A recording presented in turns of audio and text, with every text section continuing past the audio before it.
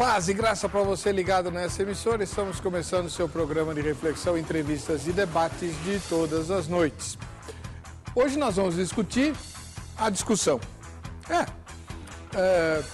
Para muita gente, discutir religião nunca vale a pena.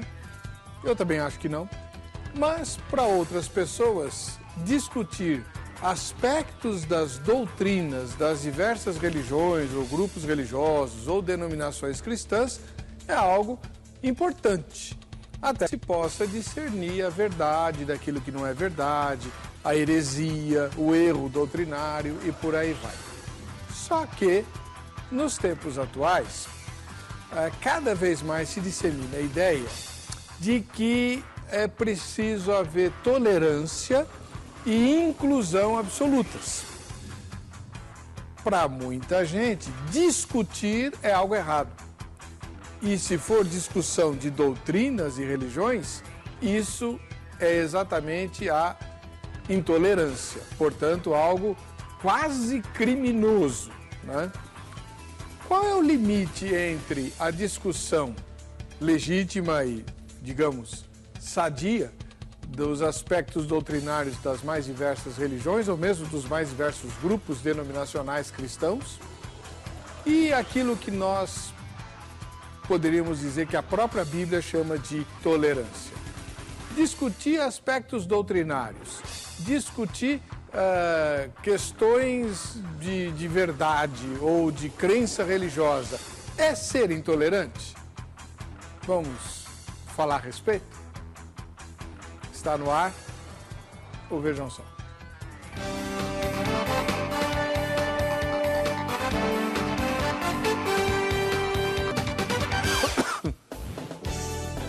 Oi, olá, é bom estar aqui e é bom que você esteja aí. Gostamos muito da sua audiência e queremos te mandar um ósculo santo no nome de Jesus e convidar você a participar dessa conversa, inclusive com a possibilidade de você levar para casa um presente do programa.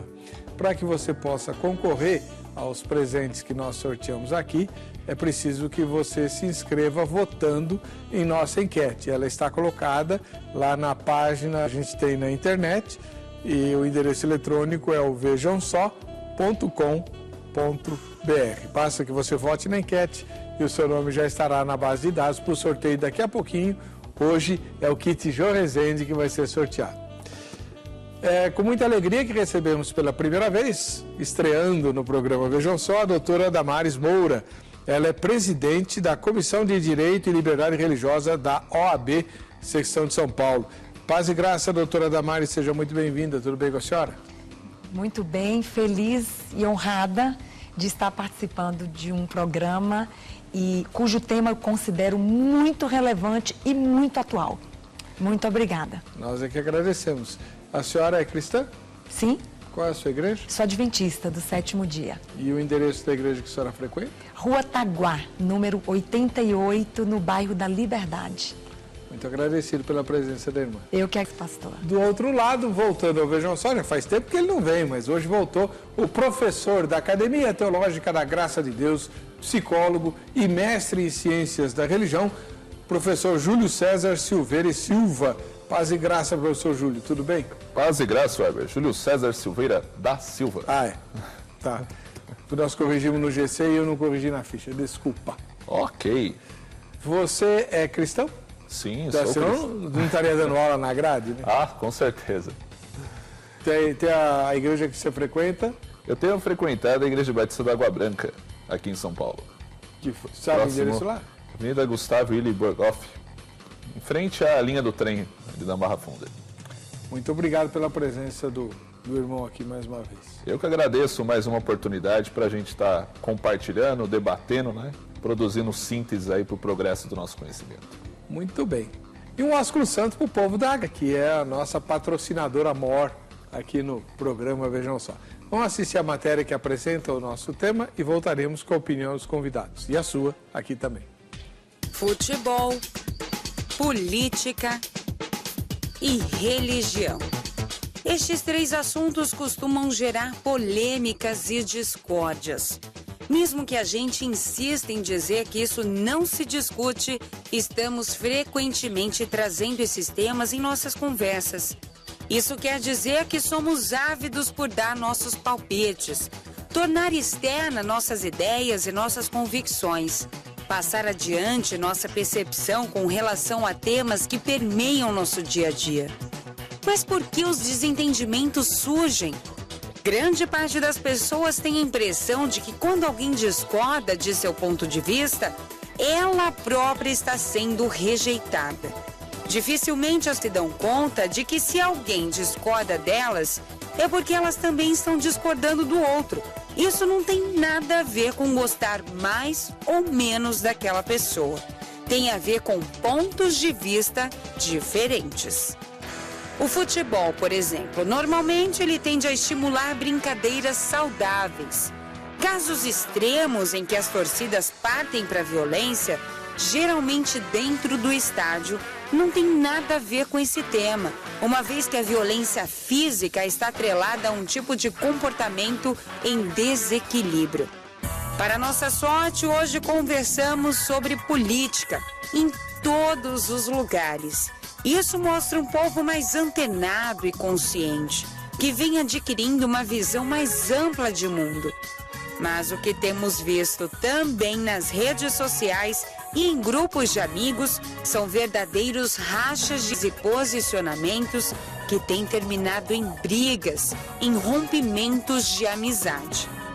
Se futebol e política são temas que podem produzir identificação, concordâncias ou discordâncias, união ou rompimentos, o tema religião está numa categoria mais, digamos, delicada, pois independe de gosto, opinião ou ideologia, mas sim de crença. É algo muito mais subjetivo que mexe com questões não mensuráveis, não palpáveis, não visíveis. Discutir religião é discutir a forma pela qual cada um exerce sua fé. Eis aí um bom exemplo da confusão que se instala entre discutir ideias, pessoas e crenças. Contudo, podemos dizer então que discutir doutrinas e erros de outras religiões é semelhante. Não é importante a gente saber o que pensam as outras religiões? Esse é o debate do programa Vejam Só de hoje. Fique ligado.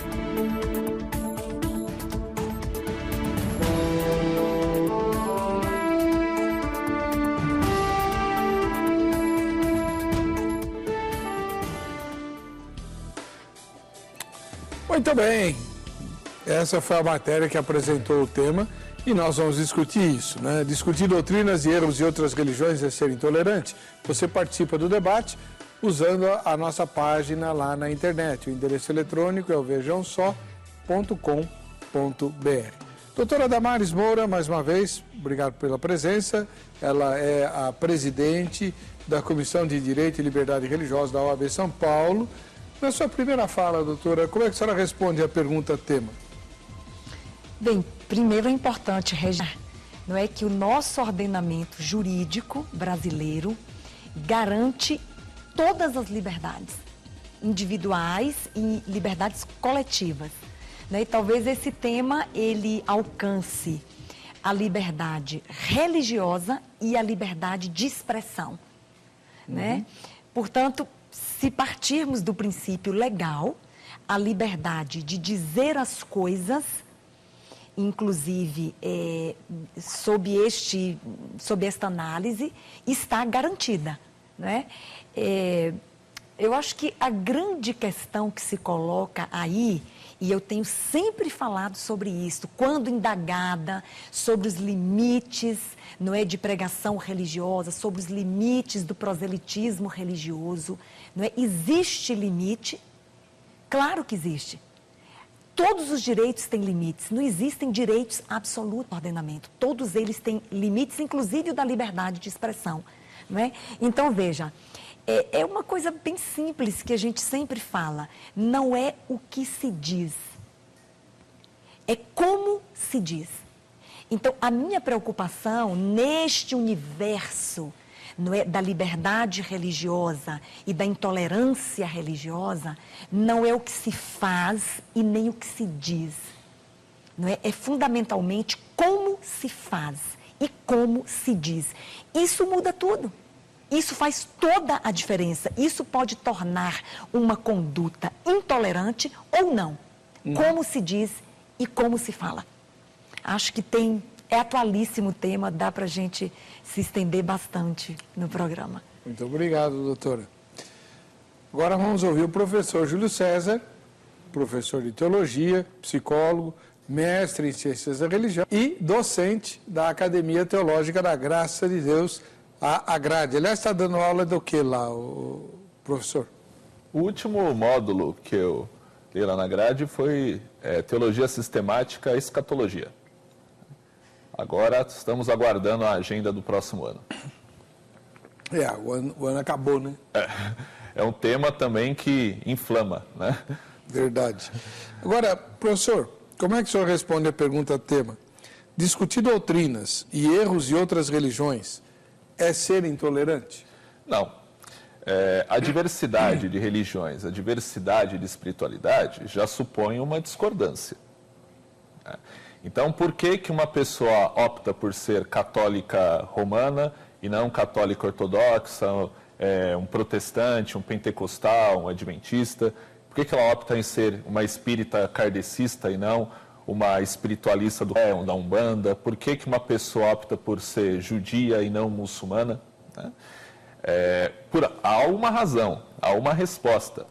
É lógico que o argumento pode ser meramente estético, né? Porque eu aprecio, gostei mais dessa religião, me identifiquei mais com ela, né? Os ritos, né, me sensibilizam mais, né? A cultura, né, os hábitos, né, eu me identifiquei melhor. Agora, há também uma razão discursiva, racional para isso, né? Há também, né, outros motivos assim inconscientes. Muitas vezes a pessoa ela é meio que escolhida a ser daquela religião, né? Ela nasce num contexto cultural em que ela não tem uma oportunidade, né, de sair daquele contexto, né? Então ela fica ali, né, mesmo que ela não tenha uma adesão consciente. Mas voltando, então, a diversidade supõe uma discordância. Se todos concordassem, né, na leitura, na compreensão de uma fé, não haveria razão para tantas expressões distintas. Agora, a intolerância, ela reside, né, quando eu nego o direito do outro pensar de uma forma diferente da minha, de crer de uma maneira, né, conflitante com a maneira como eu creio.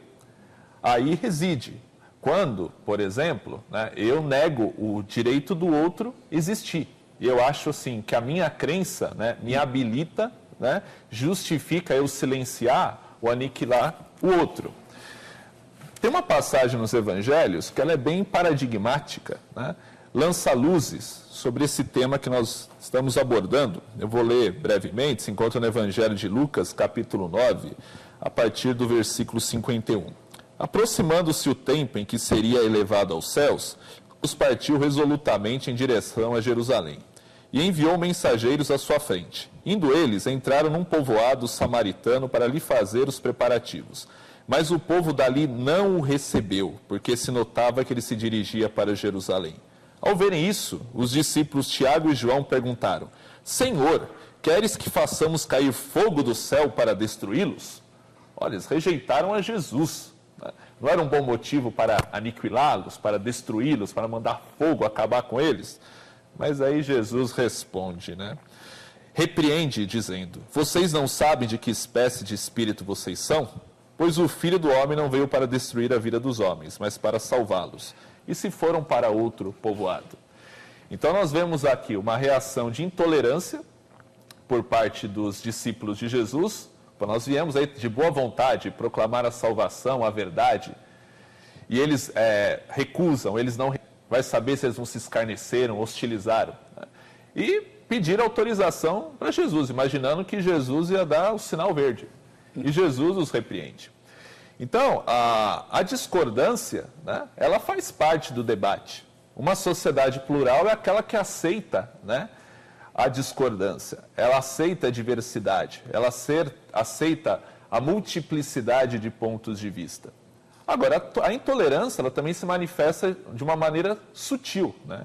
Por exemplo, quando eu julgo que o outro não pensa igual a mim, não tem as mesmas crenças, ou porque ele é ignorante, não atingiu ainda o meu nível de conhecimento, ou se ele não foi ignorante, né, for uma pessoa inteligente e não pensa igual a mim, ele só pode ser mau caráter ou ter motivos inconfessáveis, porque se ele não é ignorante, ele é inteligente e não pensa igual a mim, né, logo ele não é uma pessoa honesta. E se sabe igual a mim, que me julga uma pessoa inteligente, hoje não pensa mais, logo ele só pode ter se vendido. É interessante esse tipo de raciocínio, né? Bom, e você aí de casa? É hora de você se manifestar. Vamos lá.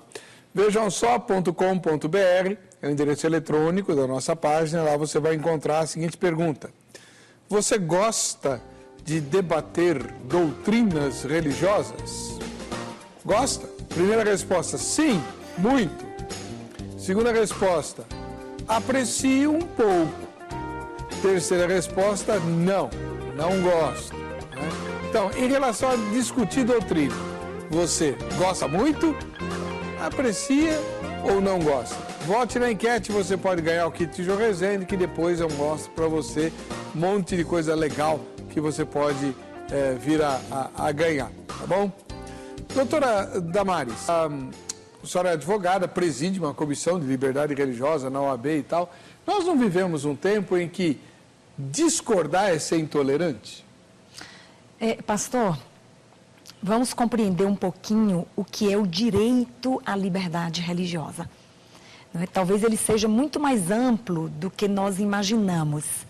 Não é? Existem 3 dimensões do direito à liberdade religiosa. Certo. Né? A primeira dimensão do meu direito à minha liberdade religiosa é uma dimensão subjetiva.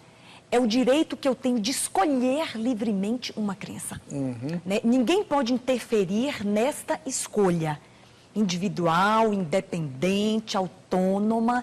Essa é uma face da liberdade religiosa que tem que ser assegurado. O direito de escolher, não é? Depois nós temos outra dimensão, e ela tem muito agora com a discussão do programa, que é a dimensão social da liberdade religiosa.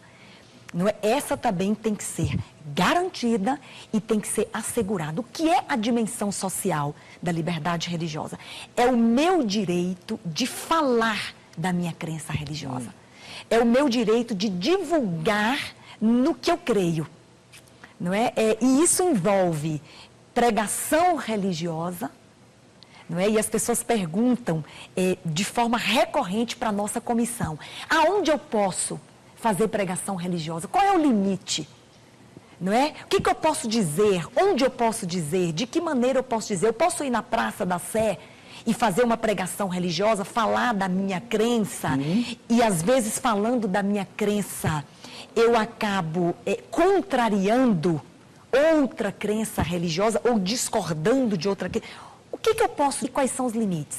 Então, a dimensão social da liberdade religiosa está garantida. Eu posso fazer pregação religiosa, eu posso fazer proselitismo religioso, que não deve ser visto como uma coisa ruim. Proselitismo não é uma coisa ruim, desde que ele guarde os limites do não constrangimento. Não é? De eu não forçar alguém a aceitar a minha crença, eu posso fazer proselitismo. O que é proselitismo? É tentar convencer alguém sobre a minha própria crença, não é? E, finalmente, a outra dimensão da liberdade religiosa que está garantida é a dimensão organizacional. Então, eu tenho o direito de escolher, tenho o direito de divulgar, de professar, de falar da minha crença, e depois eu tenho o direito de me organizar com as outras pessoas que aderiram à minha crença. Nós nos organizamos e temos um templo, temos um espaço religioso. Bem, essa dimensão que mais desafia, não é? E desafia hoje no programa é exatamente a dimensão social. Não é? O que eu posso dizer dentro do templo, fora dele, não é? Fazendo uma pregação religiosa, debatendo uma crença religiosa. Eu tenho que voltar ao que eu falei inicialmente, pastor Heber. Não é o que se diz, é como eu não tenho uma resposta, não é, para qual é o limite do que eu devo dizer num programa de televisão religioso, não é, onde se debate um assunto de crença, de natureza religiosa. Qual é o limite? O que pode ser dito? A gente não consegue precisar esse limite, mas uma coisa precisa ficar clara. Nada pode ser dito, e agora aqui, de alguma forma, a gente estabelece o limite. Qual é o limite do dizer e de como devo dizer? É a dignidade do outro. Esse é o limite, esse é um ensinamento de um grande jurista brasileiro, o professor Ives Gandra, não é? Inclusive falou muito isso no debate que a OAB fez sobre limites da liberdade de expressão. Quais são estes limites? Existe limite para a liberdade de expressão? Claro que existe limite para todos os direitos. Né? Então, o limite que se coloca, não é nessa questão de discutir crença, de falar sobre a doutrina do outro, de falar sobre erros doutrinários, o limite que se coloca é a dignidade do outro, ou da outra pessoa, ou do outro grupo religioso. Eu não posso ofender esta dignidade, não é? Então, posso dizer as coisas? Claro que posso. Livremente está assegurado isso no Brasil? Está assegurado eu dizer as coisas, não é? Agora, como eu as digo, aí reside o problema. E se eu ofendo o outro, ofendo a crença do outro, a dignidade dele por meio desta discussão, então eu entendo que aí sim nós estaríamos violando o direito. Muito bem. Isso foi muito esclarecedor, doutora, mas suscita uma porção de coisas para o nosso debate, né? Porque no próximo bloco, a gente vai já ter uma novidade para você aí, não vai embora não. Mas no próximo bloco a gente vai discutir algumas coisas que a doutora acabou de colocar e que tem a ver com um momento muito delicado que nós vivemos no Brasil, porque de repente, nós não vamos falar só disso, tá bom? Mas é preciso começar essa discussão. De repente os evangélicos, por algumas questões aí que aconteceram em Brasília e em outros lugares, estão sendo vistos como um grupo de gente intolerante, né? Provocadora, desrespeitosa, e há movimentos aí querendo confinar, né? Há movimentos que querem o discurso evangélico em algumas questões. Ou, como talvez isso não seja possível, eliminar esse discurso, confiná-lo aos templos, desde que não haja irradiação, né, televisiva ou radiofônica dessas opiniões dos evangélicos. Se for falar lá dentro do culto, no ambiente do culto, desde que não seja transmitido em televisão, né, aí pode. Isso não é intolerância? E uma outra coisa, né, a doutora falou aqui que a primeira dimensão da liberdade religiosa é a dimensão subjetiva, o direito que as pessoas têm de escolher a sua religião. Né? Então, como é que ficam os muçulmanos que exigem que todos os descendentes sigam aquela religião com pena de ou exclusão ou até de morte? E eles têm ampla liberdade aqui no Brasil. Agora, quando um missionário brasileiro vai para um país muçulmano, né? E tudo isso a gente vai discutir, mas daqui a pouquinho. Muito bem, de volta com o programa Vejam Só. E ontem eu fiquei devendo, vou pagar hoje, um ósculo santo para o povo de Belo Horizonte, BH. O povo de Belo Horizonte ficou um tempinho aí sem receber a programação do Vejam Só, mas já está recebendo. Então, olha, a primeira mensagem de Belo Horizonte postada na página nossa lá na internet, vejamsó.com.br, eu vou mandar um brinde para você, tá? Manda lá a sua mensagem pelo site do programa mesmo, aí o João vai selecionar, né? Vai entrar em contato com você para que a gente possa te mandar esse brinde. Então, povo de Belo Horizonte, manda aí, vejamsó.com.br, na área comentários, manda lá a mensagem, tá bom? E agora é hora de ver você aqui. Todo mundo que assiste ao Vejam Só tem que fazer o seu auto e postar no facebook.com/programa Vejam Só, até para concorrer aos brindes, ao brinde. Não, vai ser uma série de brindes que nós vamos sortear aqui no fim do ano. Tá chegando, hein? A primeira foto de hoje veio lá do Rio Grande do Sul, da cidade de Caxias do Sul. É o Eugênio Carlos. Valeu, Eugênio. Caxias do Sul é uma cidade muito legal. Dandan, até onde eu sei, é pastor aí em Caxias do Sul. Ele fez o seminário comigo e a USP também. Mas eu perdi o contato com o pessoal do Daniel Fernandes Lima. Esse aí é o Eugênio, né? Agora de Itaboraí, no Rio de Janeiro, Isaías Laurindo da Silva. O Isaías, tá sério, deve ser pastor, né? Olha, paletó, gravata, serião, né? Pastorzão aí. Isaías Laurindo da Silva, ou no mínimo presbítero, né? Lá de Itaboraí, no Rio. De Natal, no Rio Grande do Norte, a Marilene Silva. Oi, Marilene.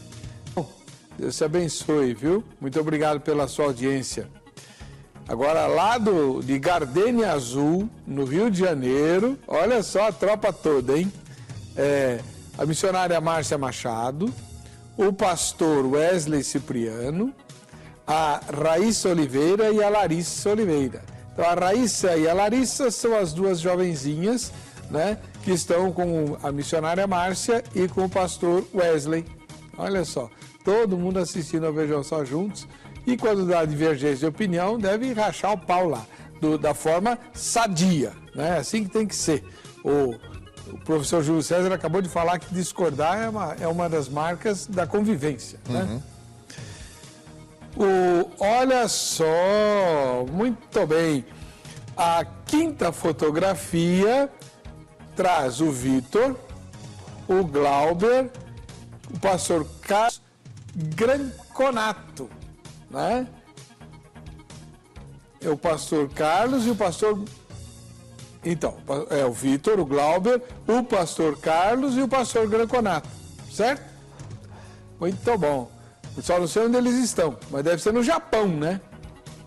Ó, deve ser no Japão, aquela tabuleta lá, né? No Japão. E assistem ao Vejam Só, né? Maravilha. E de Picuí, na Paraíba, o Vanderlei Melo de Lima. Valeu, Vanderlei. Obrigado pela sua audiência. Qualquer dia eu vou conhecer a Paraíba, que eu ainda não conheço, e vou dar um jeito de passar em Picuí, para ver como é que é essa cidade. Tá bom? Deus abençoe vocês. Muito bem.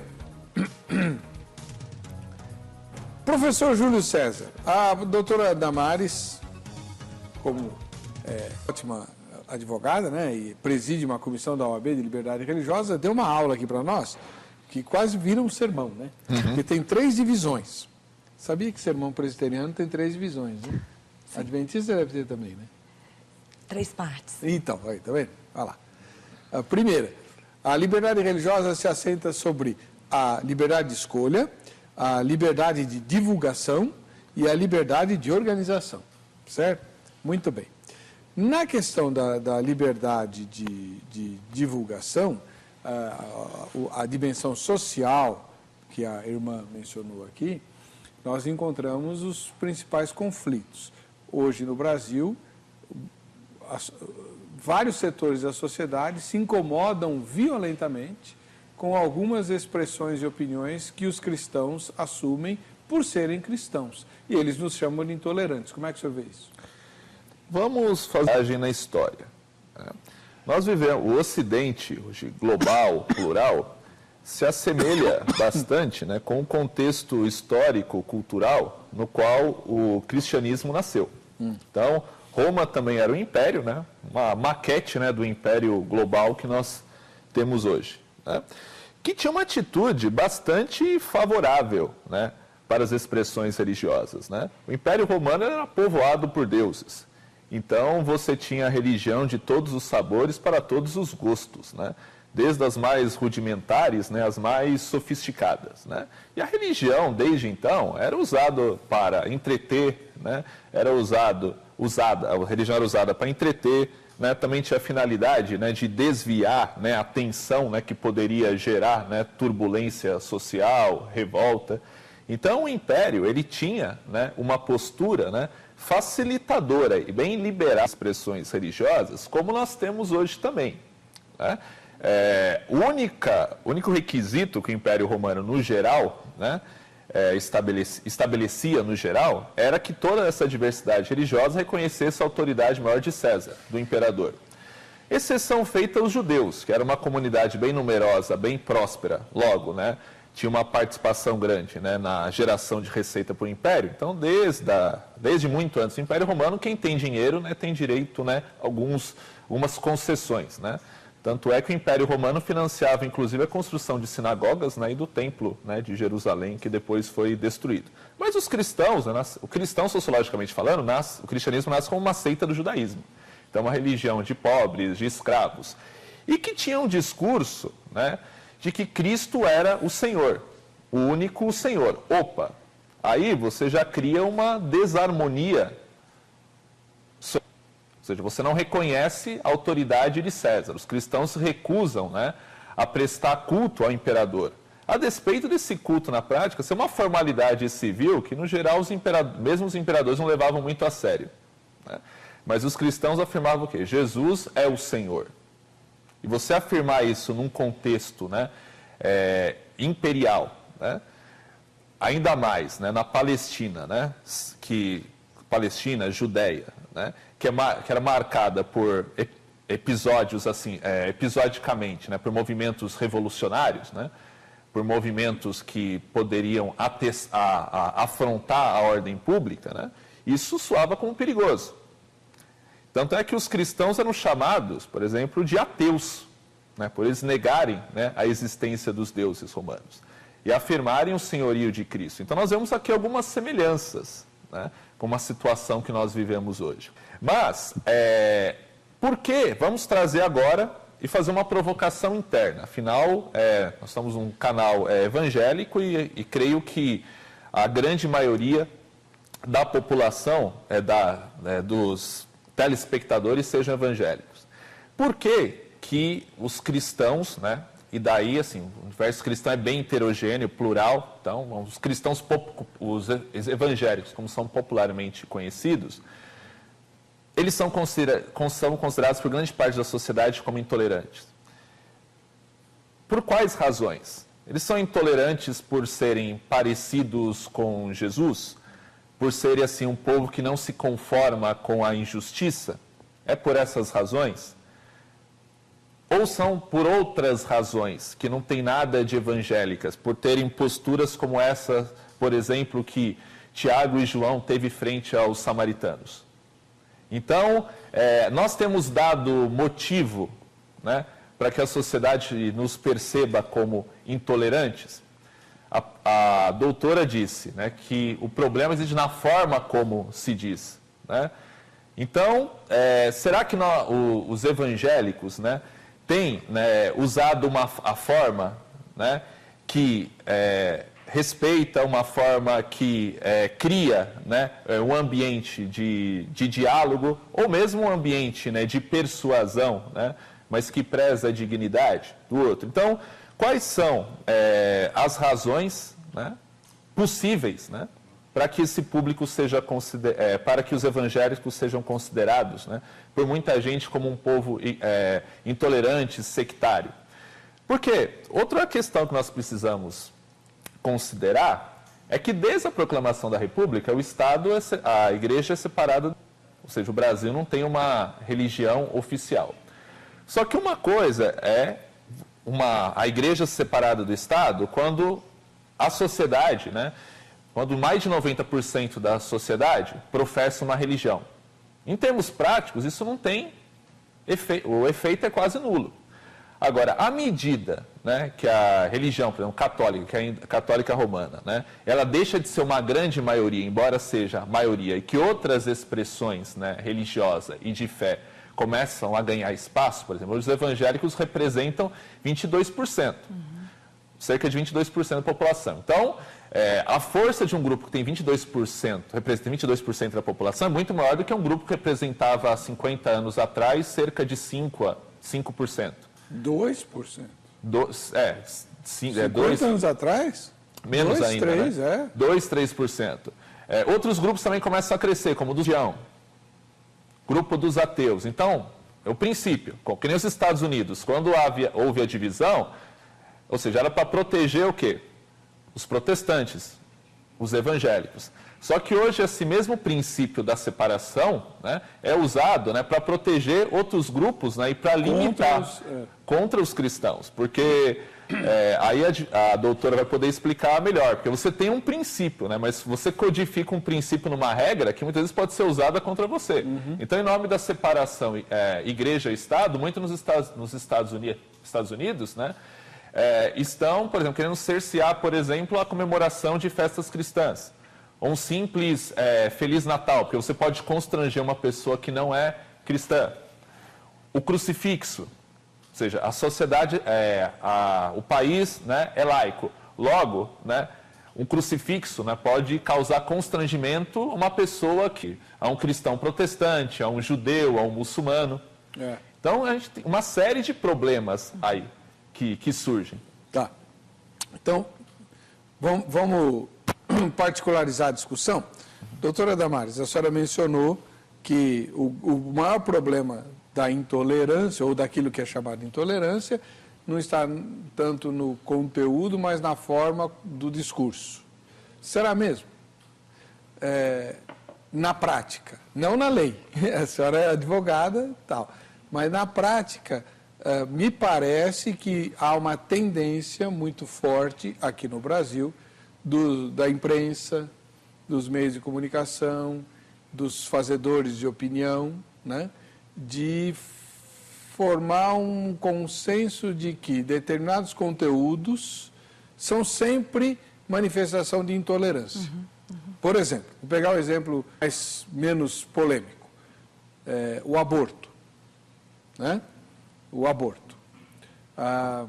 Para diversos segmentos aí da grande mídia, não da sociedade, mas da grande mídia, ser contra o aborto ou dizer, olha, né, levantar a sobrancelha quando se pronuncia a palavra aborto é quase crime. Seu intolerante, seu obscurantista, você vive na era das trevas.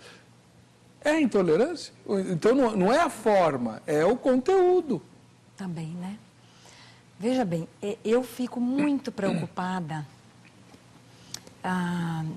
e essa questão que ele coloca da separação do Estado da Igreja, ela é super importante. Todas as vezes que o Estado se misturou com os assuntos da Igreja, veja-se na Idade Média, o resultado foi o pior possível.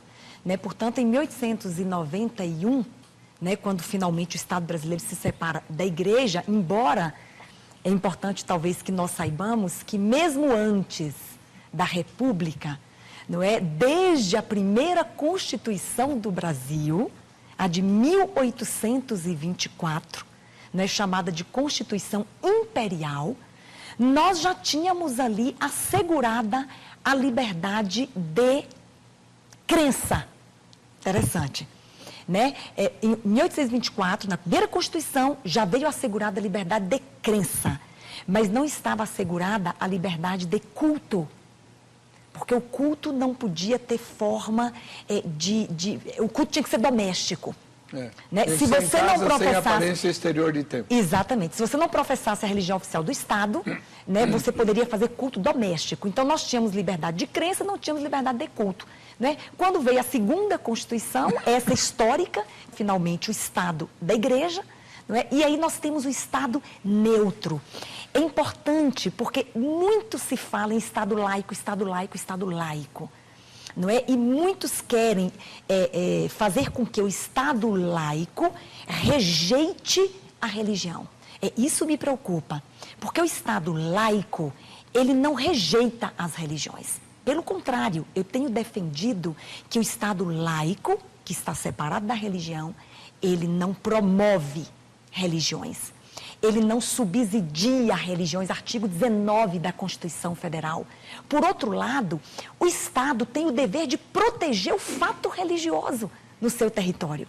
Não fosse assim, a própria Constituição Federal, lá no artigo 5º, não é tremendo, que garante todas as nossas liberdades, não é? Estão ali os direitos e garantias fundamentais da pessoa, todos no artigo 5º. Esse mesmo artigo 5º diz que os locais de culto e as suas liturgias estão protegidos. Protegidos por quem? Pelo Estado. Né? Portanto, o Estado não promove, o Estado laico não promove, não banca as religiões, mas ele protege o fato religioso. Né? Eu estou dizendo isto porque separar o Estado da Igreja de uma forma muito literal, não é? A gente incorre no perigo de o Estado rejeitar a religião. Não é? Aí nós já estamos falando de uma exacerbação do Estado laico, que são os Estados laicistas. Temos exemplos na França, não é? E, aliás, um recente que a BBC divulgou, que uma muçulmana foi a uma escola pública, e não estou falando do véu, né? Porque o hijab, realmente, ele dá uma conotação de pregação religiosa. Né? Mas ela foi à escola com uma saia preta longa, uma muçulmana. E ela teve que se retirar da escola porque a saia preta longa supostamente estaria fazendo uma pregação religiosa. Então, aí é o Estado que já passa a rejeitar a religião. Bem, eu disse tudo isto para dizer que me preocupa, não é, qualquer tipo de mordaça, não é, ao religioso. Os religiosos precisam e podem ser ouvidos. Eu defendo que o religioso pode falar, que o religioso deve ser ouvido, inclusive o que ele pensa sobre um determinado tema. Por exemplo, o que os religiosos ou um grupo religioso pensa sobre o aborto.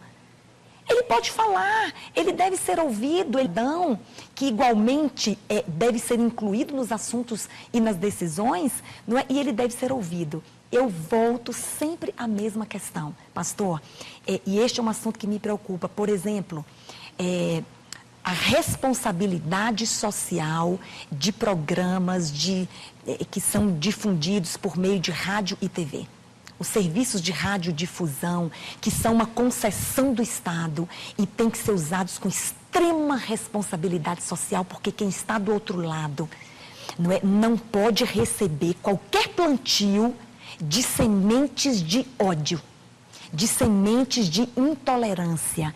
Portanto, eu defendo que todos podem dizer o que creem, o que pensam sobre todos os temas da sociedade. Nós estamos livres para dizer, os pastores estão livres para pregar nos seus templos e fora dele, desde que a abordagem não seja disseminando o ódio religioso, as separações, os sectarismos, porque, na verdade, discriminar é separar coisas. Não é? Agora, então, a questão eu quero trazer para um lado prático, né? Como fazer isso? E como enfrentar essa tendência da sociedade brasileira de encarar tudo que for restritivo como intolerante? A doutora ela colocou uma questão muito importante, a diferença entre Estado laico e Estado laicista. Né? Então, outra coisa que a gente precisa frisar, né? A sociedade era maior do que o Estado. O Estado, né, existe por causa da sociedade, na sociedade por causa do Estado. Então, na sociedade, você tem cristãos católicos, evangélicos, pentecostais, muçulmanos, judeus, candomblecistas, umbandistas, kardecistas, ateus, agnósticos. Todos têm que ser garantido, né, a existência, a liberdade de expressão no Estado laico. Agora, a dificuldade é o quê? Que a sociedade ela vai passando por transformações. E grupos minoritários, numericamente, vão crescendo. Outros grupos vão decrescendo. E isso vai repercutir no debate. Então, à medida que um grupo vai crescendo, há sempre aquela tentação dele querer se tornar hegemônico e excluir o outro. Nós vemos, por exemplo, vamos pegar a Reforma Protestante. Você tinha uma hegemonia católica, romana. A religião é a única versão oficial do cristianismo. Lógico que você tinha grupos marginais, né, que atuavam à margem da igreja. Vou deixar bem claro, não deixa nenhuma dúvida. Tem a reforma. Nos estados, né, em que o luteranismo foi implantado, depois que o calvinismo foi implantado, eles também se tornaram hegemônicos e não permitiram, né, que outras versões do cristianismo se expressassem. Então, a liberdade religiosa ela é invocada quando um grupo está sendo marginalizado, ele está sendo oprimido. Os cristãos protestantes, né, e os adventistas, creio também, que quando havia o cristianismo católico era hegemônico, passaram também por períodos assim de intensa perseguição e discriminação. Todos nós aqui temos história. E agora que os cristãos, né, evangélicos, por exemplo, né, é um grupo que é respeitado, não passa por pelo menos os tipos de perseguição física, hoje a perseguição cultural, né, para alguns grupos, né, eles se identificam com esses grupos, né, minoritários, no sentido de, nós já fomos perseguidos, nós já fomos discriminados, logo, né, nós não vamos reproduzir a opressão pela qual nós somos oprimidos, ou ele reproduz a opressão que ele foi oprimido. Porque o discurso, ele é ofensivo para a mentalidade pós-moderna, no sentido de que ele afirma que Jesus é o Salvador. Eu tinha um professor de psicologia social que disse que o problema que tinha com os cristãos não era a pregação de que Jesus era um Salvador, mas por a pregação ser Jesus é o Salvador. Para ele, assim, Buda, Hare Krishna, outros gurus também salvavam, eram iluminados que apontavam o caminho. Agora, nós não vemos em Jesus, né, autorização, né, inspiração para ir apedrejar, por exemplo, terreiros de Umbanda, de Candomblé, para, por exemplo, ofender, hostilizar pessoas que têm outras crenças ou pessoas que não têm crença nenhuma. Mas os evangélicos, por vezes, são hostilizados. Nós não vemos em Jesus inspiração para pagar com a mesma moeda. Não, mas e outra? Esse tipo de atitude não vem de evangélicos, vem de falsos mestres e falsos cristos. Por quê? Porque, inclusive, é contra a lei. Mesmo que eu esteja absolutamente convencido, né, que vem um anjo aqui e fala comigo, idolatria é pecado, você tem que pregar contra a idolatria. Se eu entrar num templo com ídolos e pregar contra aquela religião, convencido de que eu estou certo porque a idolatria é pecado, eu estou cometendo um crime. Certo, doutora? É vilipêndio de religião. Você se adentrar a um espaço religioso que não é seu, não é, e perturbar aquela cerimônia religiosa para impor a sua própria crença é crime. Isso é crime. Artigo 208 do Código Penal. E se o delegado que para onde eu for conduzido for crente, membro da minha igreja, ele vai me prender. Porque a lei diz que eu estou... Mas, que é uma questão bem prática, que eu acho que ilustra como é complicado e é ambíguo. Já teve toda aquela polêmica, porque na parada lá LGBT, né, um transexual, ele se representou como um crucificado, né, se identificou como Cristo crucificado. Então, para uma boa parte dos cristãos, isso foi uma ofensa. Né, ele fez aquilo com o sentido de agredir a sensibilidade religiosa. Para outros grupos, né, inclusive cristãos, né, de uma linha mais libertacionista, liberal, né, o transexual lá foi uma representação que expressou, né, o Cristo que se identifica com os oprimidos, com os marginalizados. E os transexuais, assim como os gays, também são alvos de violência, alvos de insulto. Então, dois grupos cristãos, né, que em tese professam a mesma fé, fizeram leituras bem diferentes. Vocês devem ter acompanhado a repercussão, e eu vi mesmo entre cristãos assim, debates acirrados. Né? Por um lado, assim, foi um ultraje, uma ofensa ao Cristo, né, um transexual, né, sendo crucificado. Para outros, não, Jesus ele se identificou com os marginalizados do seu tempo. Né? Logo, se Jesus vivesse hoje, ele também se identificaria com esses grupos. Então, na prática, é muito complicado. Por exemplo, tem a questão lá da França. Vamos imaginar, eu vivo numa cultura plural, mas eu tenho pretensões totalitárias. Uma cultura plural relativista é um prato cheio. Por exemplo, né? É lógico que esse é um tema que também a gente tem que ver por vários lados, a gente não pode ver apenas por um lado. Mas a religião muçulmana, ela tende a crescer por critérios demográficos. Eles têm essa estratégia. Tem essa estratégia. Enquanto a população europeia tem muito negativo, né, a população islâmica, né, tem um crescimento positivo. Então, daqui a 20, 30 anos, né, como que vai ser o percentual, né, religioso num determinado país? Porque se eu tenho pretensão totalitária, né, uma sociedade plural, né, é o caminho aberto para eu difundir, para eu pregar a minha crença, e à medida que eu me torne hegemônico, tornar a minha religião, né, a única aceitável, é a única legítima. Por isso que a sociedade que pretenda ser plural, democrática, ela implica de quando em quando um rearranjo, uma renegociação, para que todos esses grupos eles possam ter pelo menos o direito de existir. Porque, veja bem, uma coisa eu representar 1%, 2%. Eu quero o quê? Liberdade para existir. Mas aí passa 20 anos, eu represento 20. Passa mais 20, eu represento 40. Passa mais 20, eu represento 60%. Daí já vem aquela tentação de eu querer me tornar único. Então, mas a questão que nós estamos discutindo aqui não é bem essa. No próximo bloco a gente vai voltar para o nosso tema. É o direito de discutir as ideias, que está sendo questionado. Né? O professor Júlio César mencionou aí a polêmica lá da parada gay, né? que incluiu todos os grupos na discussão. Os gays também discutiram, pró e contra, aquela coisa rara toda. A discussão é sadia. O problema, o único errado lá foi o Estado que subvencionou com dinheiro público essa palhaçada. Sim. Né?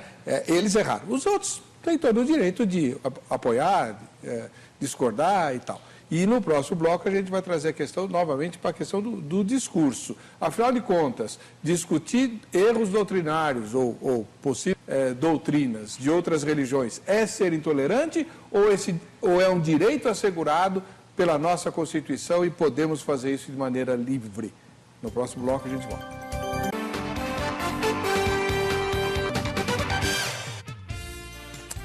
Pois é, hoje é aquele grande dia, né? Você que está participando e participou durante a semana está concorrendo ao kit da Jô Rezende, ao presente só de toda sexta-feira. E alguém vai levar, dá uma olhada em como vale a pena. Oi, amigos, estou aqui mais uma vez para dar uma dica para você, ó. Tenho certeza que vai ficar feliz com a minha dica de hoje. Você que está passando aí por uma queda de cabelo muito forte por excesso de química, alisamento, amaciamento, escova definitiva, escova progressiva. Você também que está com psoríase, que passou por radioquimioterapia. Eu tenho uma linha de tratamento de cabelo natural para você poder conservar os seus cabelos, né? Porque homem careca e mulher careca não dá. Essa minha linha é totalmente natural. Eu tenho kit de beleza que você pode adquirir pelo meu site, kit de cabelo seco, kit de cabelo normal, kit para cabelos oleosos e agora uma novidade, estou lançando o kit restaurador, que é para um cabelo que passou por química, por excesso de tintura, alisamento, amaciamento, escova progressiva e definitiva. É o kit restaurador, que já vem com você cuidar do seu cabelo. E caso você queira marcar uma avaliação comigo, ligue para mim e faça uma agenda para um horário para o seu trabalho. Lá nós fazemos tratamento de terapia com massagens terapêuticas para recuperar o seu fio de cabelo e eles voltarem rápido. Gostaram da minha dica? Tenho certeza que você vai lá, vai tomar um cafezinho, um chazinho comigo. Ai. Bom, você viu que vale a pena participar do debate, né? Então, manda bala aí. Vota na enquete, está lá no vejamsó.com.br. Põe de novo a pergunta, por gentileza, para quem sintonizou depois, né? Você gosta de debater doutrinas religiosas? Primeira resposta, sim, muito. Segunda resposta, aprecio um pouco. Terceira, não gosto, né? Votou na enquete, você está concorrendo a esse sorteio que a gente vai fazer já, daqui a pouco. Discutir doutrina, debater doutrina, né? Está amparada pela lei, não está? Ou eu serei o intolerante? Não, eu vou insistir. Eu entendo que debater, discutir uma doutrina religiosa é um direito assegurado. Nós podemos fazer isso. Né? Os religiosos podem fazer isso, os líderes religiosos podem fazer isso nos templos e fora dele, até mesmo num programa de televisão ou de rádio. Isso pode ser feito. Não é? Agora, o que não pode ser feito é discutir doutrina religiosa de modo a ofender, constranger, diminuir a crença do outro, não é? Então, constranger, diminuir, ofender, isto ofende dignidade. Isso não pode ser feito. Agora, feito de forma respeitosa, feito com adequação. E aí, pastor, eu preciso falar uma coisa. Nós temos insistido na OAB em fazer um trabalho educativo. Né? Nós cremos que transformar realidades intolerantes e condutas intolerantes passa necessariamente por um trabalho educativo na sociedade, nas igrejas, não é? Em todos os espaços, para que as pessoas reconheçam que a crença do outro, ela é tão objeto de consideração e respeito do que aquele que ela reivindica para a sua própria crença. Quando ela reconhece isso, ela até pode falar sobre a crença do outro e no que discorda dela, mas ela vai falar de forma respeitosa. Ela vai falar de forma a reconhecer diferente, que ela não concorda, mas é digna aquela crença, de respeito também por todas as pessoas. Não é? Então, o direito está assegurado na prática. E na prática, como fazer? É isso que a gente tem feito insistentemente há mais de 10 anos ali na UAB, é deixar o ensinamento, né? Deixar o trabalho educativo e dizer que ofender, discriminar, constranger, diminuir, não é, a crença do outro, ofender o sentimento religioso do outro, isso é crime. Isso é que é intolerância. O que o intolerante faz? O intolerante, ele tem estreiteza de visão. O intolerante, ele é agressivo. O intolerante, ele perde a capacidade de ver o outro. Ele perde a capacidade de reconhecer o outro. Ele perde a capacidade de prestigiar o outro. Então, a intolerância é uma coisa horrível e é a modalidade odiosa da discriminação e do preconceito. É a intolerância. Né? Portanto, o direito está assegurado de debater, de discutir, até mesmo de falar sobre a crença do outro, está. Mas não pode ser falado de forma a diminuir a qualidade do outro, desprestigiá-lo, constrangê-lo e, às vezes, até humilhá-lo. Quer comentar? Sim, perfeitamente, gente. Do ponto, um plano assim teórico, né? Não há nenhum reparo. Agora a questão é que na prática, né? Para muita gente, você pregar, vamos pegar o discurso clássico cristão, evangélico, né? De que Cristo, ele é o único Salvador, já é ofensivo porque algumas sensibilidades vão entender de que você está colocando a sua religião como superior às demais. Então, logo, né? Ok, não tenho o menor problema com o seu Cristo, mas por que eu tenho que me converter a Ele? Né? Por que você se acha superior a mim? Né? Então, em termos práticos, isso gera muito problema. A questão, novamente, da parada gay. Muitos podem interpretar aquilo lá como uma ofensa, como um vilpêndio à fé. E para algumas sensibilidades foi. Mas para outras sensibilidades, né? O transexual crucificado, né, foi uma parábola, né, do Cristo sofredor. Então, na prática, o que sensibilizou, né, muita gente achou lindo, para outras pessoas foi ofensivo, foi desrespeitoso. Então, a questão, até que ponto isso... Porque eu posso também ofender e diminuir o outro usando uma linguagem assim bem adocicada, né? Uma linguagem bem delicada, né? Para desmontar, né? E provar que o que o outro pensa é uma falácia. Então, na prática mesmo, é muito complicado, né? E por vezes, né? Acaba gerando mesmo esse confronto, né? Que nem sempre, né, acaba em guerra, acaba em guerra física, acaba em apedrejamento, acaba em linchamento, acaba em hostilizações, mas que acaba gerando fraturas. Né? Agora, outro tipo também de intolerância, que eu acho que é importante a gente colocar aqui, né, porque o Estado se diz laico, mas muitas vezes ele promove um outro tipo de religião, que não é uma religião que fala em Deus, deuses, anjos, demônios, caboclos, orixás, mas é uma religião civil, ideológica, né? Que se apresenta como ciência, né? e que o Estado promove. Se num espaço público, né, não cabe, né, um professor fazer proselitismo religioso, também não caberia ele fazer proselitismo, por exemplo, partidário. Ele usar, por exemplo, as aulas de história, de ciências sociais para pregar, ou para pregar, por exemplo, o marxismo como uma ciência, como a única ciência, como o único modelo de explicação. Nós vemos agora a polêmica do Enem. E qualquer um que seja honesto sabe que a gente só pode falar em ciências humanas com muitas aspas.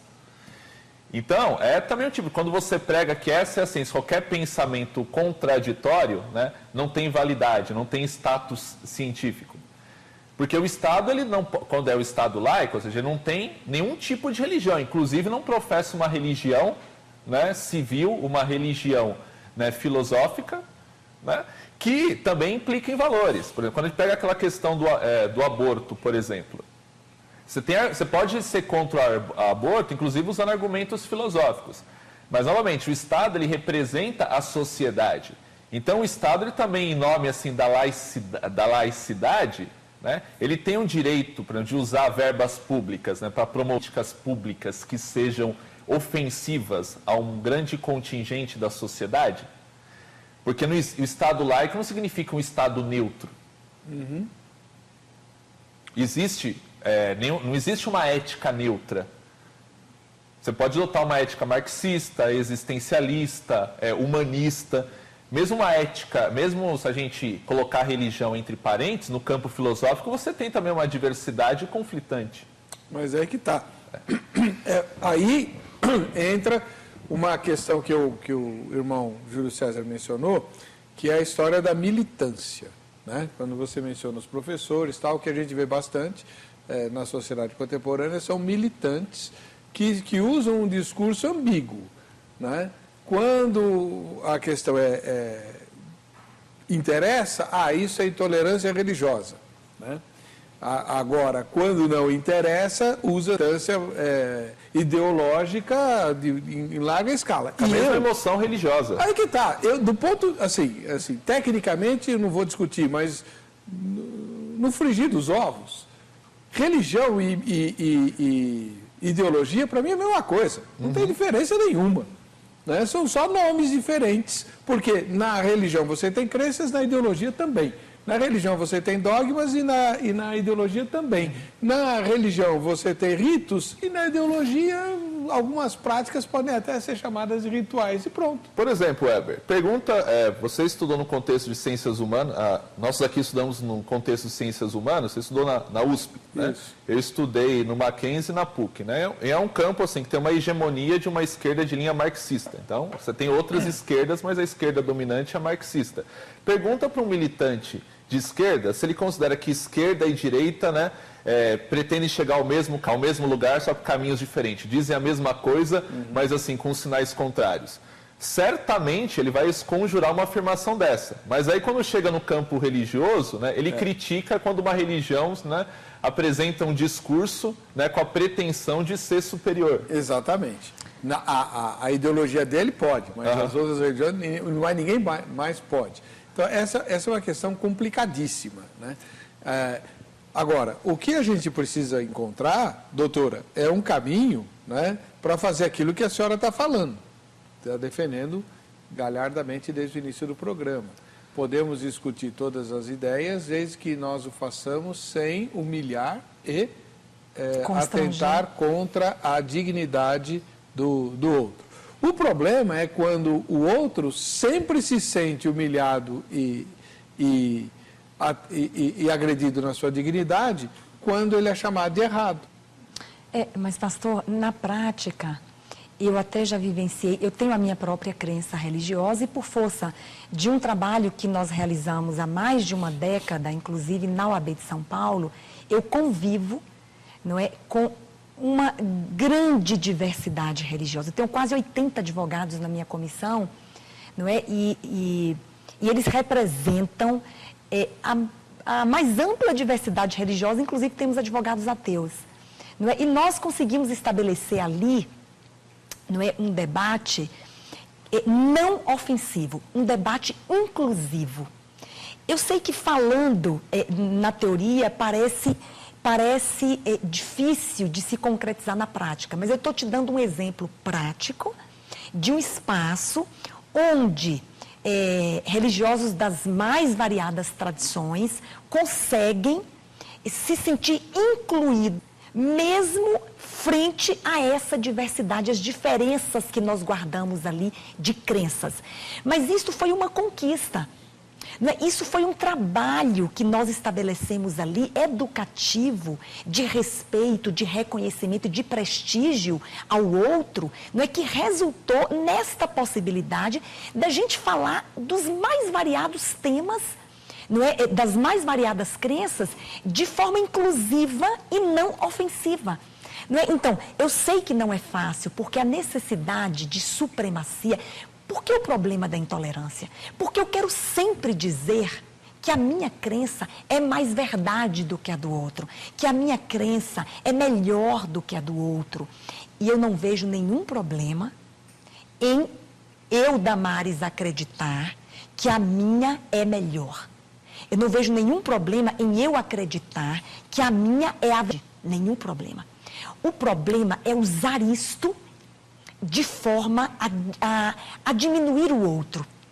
Eu tenho apelado para que os religiosos aproveitem os seus tempos de televisão, os seus tempos de rádio, os seus tempos em templos ou em espaços públicos para falar da excelência da sua religião.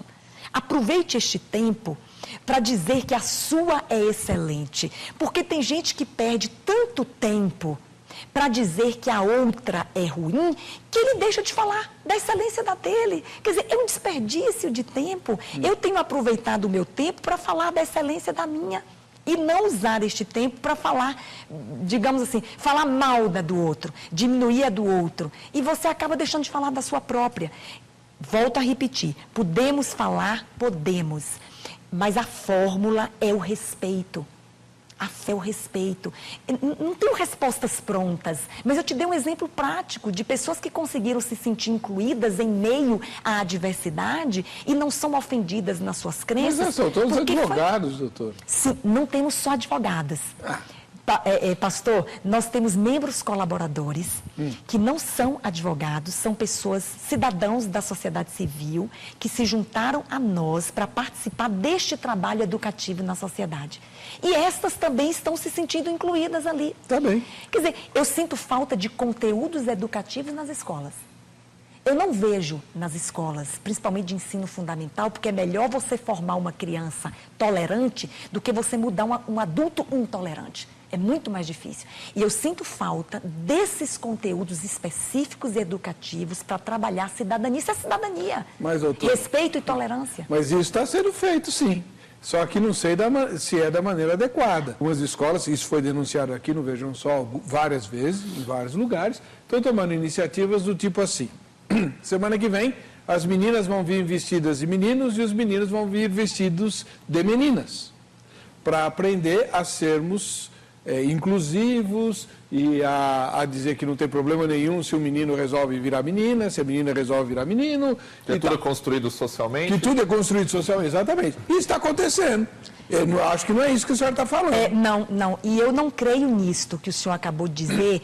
Esse, para mim, é um exemplo ruim, porque ele ofende crença religiosa. Pois é. Ele ofende liberdade religiosa. Mas a escola é pública e o Estado é laico. Esse é o discurso. Sim, mas a medida... Não, pastor, mas a medida que eu imponho que um aluno se vista de mulher ou que ele se vista de homem, isso não representa, na minha opinião, nenhum trabalho educativo. Pelo contrário, isso representa até ofensa, não é, a uma crença religiosa que não concorda, não é, em, por exemplo, união de pessoas do mesmo sexo. Isso é uma coisa ofensiva. Então, não é esse tipo de trabalho educativo. Mas de fazer um vestido de mulher, um vestido de homem, para poder todo mundo conviver. É o que está acontecendo. É estabelecer parâmetros de respeito. Eu vou me sentar do lado de uma criança que tem uma dieta religiosa, ou que tem uma indumentária, ou que tem práticas diferentes da minha, e eu vou olhar para ela como objeto de respeito. Ou seja, não devo ofendê-la, Não devo diminuí-la, não devo submetê-la a bullying, como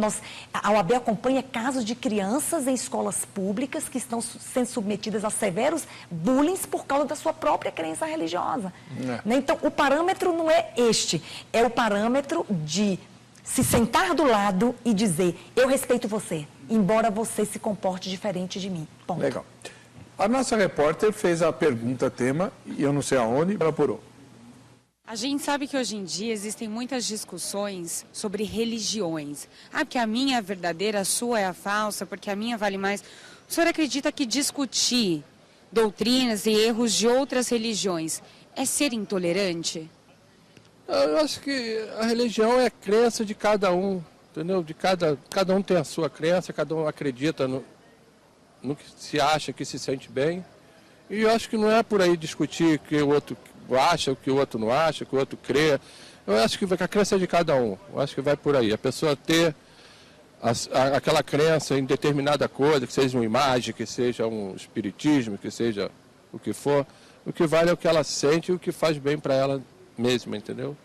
Acho que a crença é isso, é o que você crê em algo que está te fazendo bem. Você ser intolerante, porque doutrina não se discute, cada um tem a sua. Porque a religião, ela é somente o amparato de como você se identifica, né, com aquela religião, A, B, C. Particularmente eu sou espírita, mas respeito todas as demais religiões, certo? E qual seria a religião correta? Não existe religião correta. A religião correta é aquela que o verdadeiro cristão põe em prática os ensinamentos do Cristo. Essa é a religião.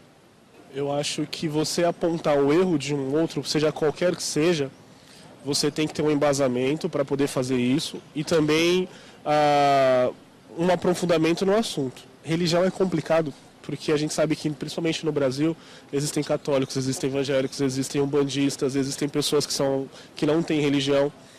E pelo que as tomam por si, todas elas buscam a Deus. Então, se você acredita em Deus, você vai procurar aquilo que seja melhor para si. Particularmente, eu acho que a minha opinião é que não tenha uma coisa que seja melhor ou pior. Tem uma coisa que se adeque ou não à minha doutrina, ao que eu tenho como pensamento de vida. A evangélica, a católica, o espiritismo, enfim, a gente precisa de alguma coisa para acreditar. E a minha verdade é diferente da sua, é diferente das pessoas que estão aí. Então, eu acho que apontar os erros de uma religião, assim, não sei o quanto isso é benéfico para que faça a pessoa mudar de ideia. Porque a gente vê tanta coisa errada no catolicismo, na questão dos evangélicos e por aí vai, as pessoas uma querendo mostrar que é melhor que a outra. Não sei o quanto isso é válido. Eu gosto de acreditar em Deus e o caminho que você faz para chegar até Ele é uma escolha pessoal sua, que vale de cada um. Não, eu acho que não. Eu acho que tem que se discutir. Não vejo ser intolerância. Por que você acha que é importante discutir a religião? Para poder você expor a opinião. Cada um tem que respeitar a opinião do outro, né? Você tem que conhecer também todos os tipos de religiões para você ter uma conclusão. Não. A intolerância começa quando você torna isso violento. Quando você parte para agressão. Né, quando você quer destruir o outro, como aconteceu na menina que levou a pedrada, que saindo do Candomblé, no Rio de Janeiro, uma série de situações que a gente vê.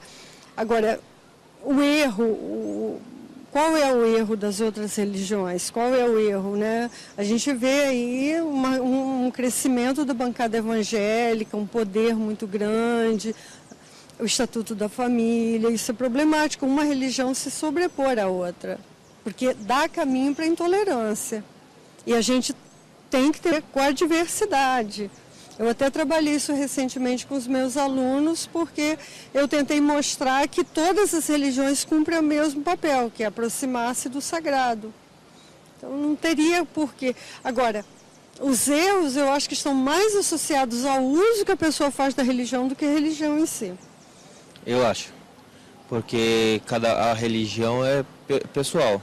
Por exemplo, não é porque você é católico e eu sou evangélico que eu estou 100% certo e você está errada, entendeu? Eu acho que eu tenho que aceitar a opinião de outras pessoas também.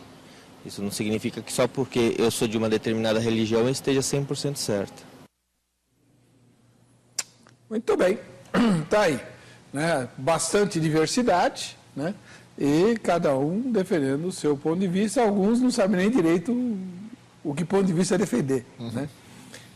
Mas o importante é assegurar, e ficou bastante patente, é assegurar a liberdade de diálogo, né? A liberdade de diálogo.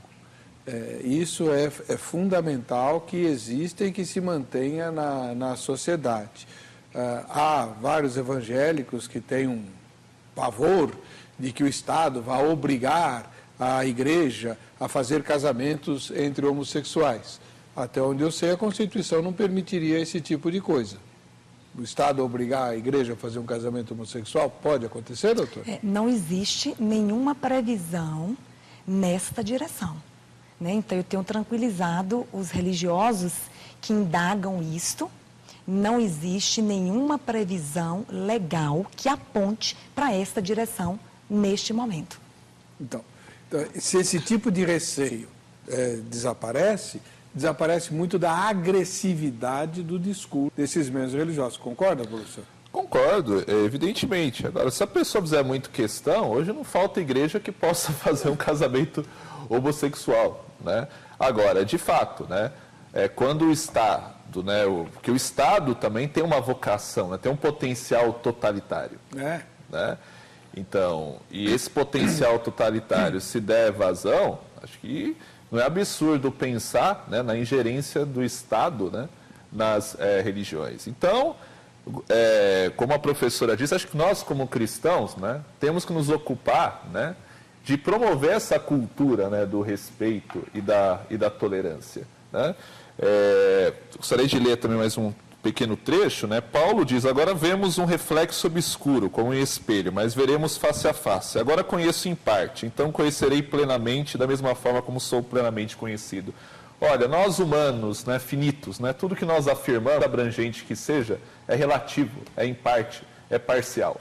Né? Em Jesus, né, Jesus cita para um judeu, que poderia ser considerado uma intolerância na parábola do bom samaritano, como exemplo a ser seguido, um samaritano, que era considerado um maldito para um judeu. E ele contrasta o quê? Com o mau exemplo do sacerdote e do levita. Jesus poderia ter citado como bom exemplo um judeu leigo, mas ele cita um samaritano. Né? Então, em Jesus, a gente não vê inspiração para perseguição, para discriminação, para intolerância, mas vê-se inspiração para afirmar a verdade, né, com bondade, né, que agride, né, a consciência pós-moderna. Quem está me agredindo é a diretora, dizendo que eu já estourei o tempo, o programa já tinha que ter acabado. Obrigado, professor Júlio César. Doutora Damares, muito agradecido pela presença da O que irmã. fica, pastor, é um conselho bíblico. Faça aos outros aquilo que você gostaria que fizesse com você. Este é o princípio, talvez, que resolve, não é, essa situação. Faça aos outros aquilo que você gostaria que fizesse com você. Amém. Vamos ver quem é que vai levar o kit Jô Rezende. Não consigo ler daqui. É o Francisco Costa, da capital paulista. Francisco Costa, Deus te abençoe. Para você que fica com a gente, que fica com essa emissora, a paz e a graça de Jesus. Nós nos veremos no próximo Vejam Só.